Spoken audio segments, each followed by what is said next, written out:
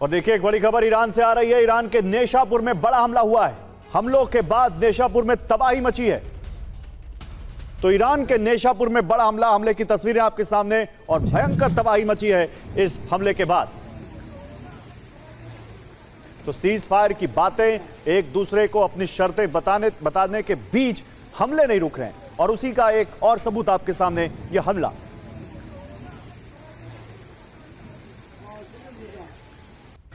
और देखिए एक बड़ी खबर है, साउथ लेबनान में इजराइल का ग्राउंड ऑपरेशन। हिजबुल्लाह के 30 लड़ाके मारे गए हैं, यह कहा इजराइल ने। रादवान फोर्स के 10 कमांडर मारे गए हैं, यह भी इजराइल का दावा है। तो लेबनान में हिजबुल्लाह के 30 लड़ाकों को मार गिराया, यह आईडीएफ ने दावा किया है। देखिए फुटेज भी आई है जहां पर आपको दिख रहा होगा हिजबुल्लाह के लड़ाके जिनको निशाना बनाया है इजराइल ने।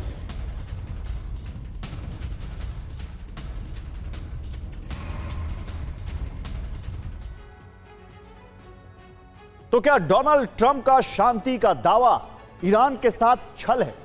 अगर ऐसा नहीं है तो होर्मुज में शिकंजा कसने के लिए अमेरिका लगातार डिप्लॉयमेंट क्यों बढ़ा रहा है?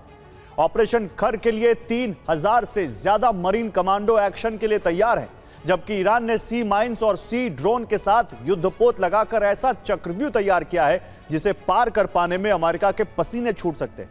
इस बीच ईरान ने नया दांव खेल दिया है। होर्मुज की तरह ही बाब अल मंदेब स्ट्रेट को ब्लॉक कराकर पूरे अरब से तेल सप्लाई रोकने वाला है और इसका जिम्मा हूती को सौंपा है, जिसने लाल सागर में तबाही का ब्लूप्रिंट तैयार कर लिया है। पहला संकेत, ईरान ने धमकी दी है कि होर्मुज स्ट्रेट नहीं खोला जाएगा।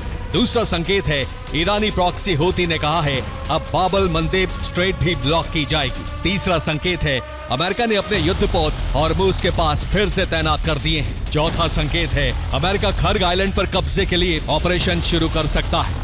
पांचवा संकेत है, अमेरिका इजराइल के साथ मिलकर मौजूदा लीडरशिप का खात्मा कर सकता है।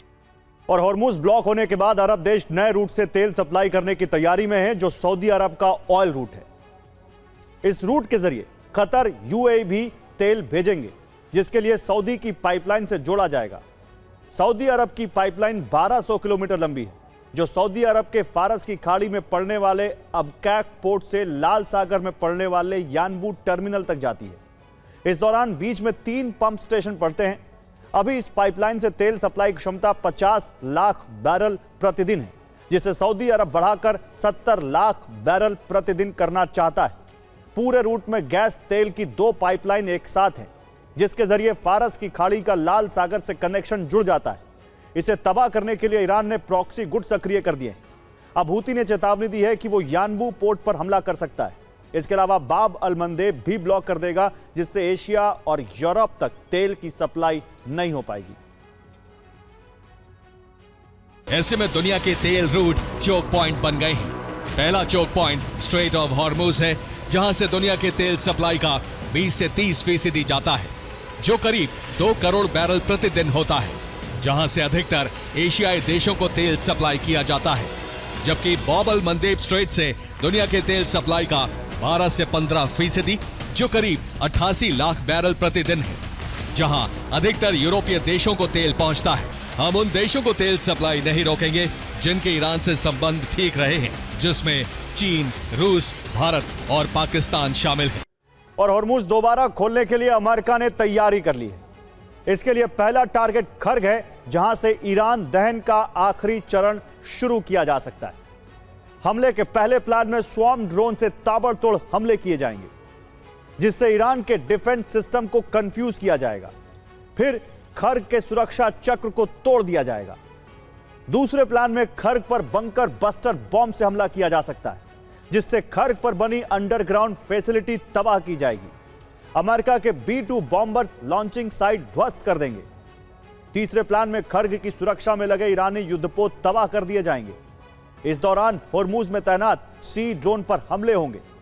युद्धपोत के जरिए होर्मुज में सेफ पैसेज बनाया जाएगा।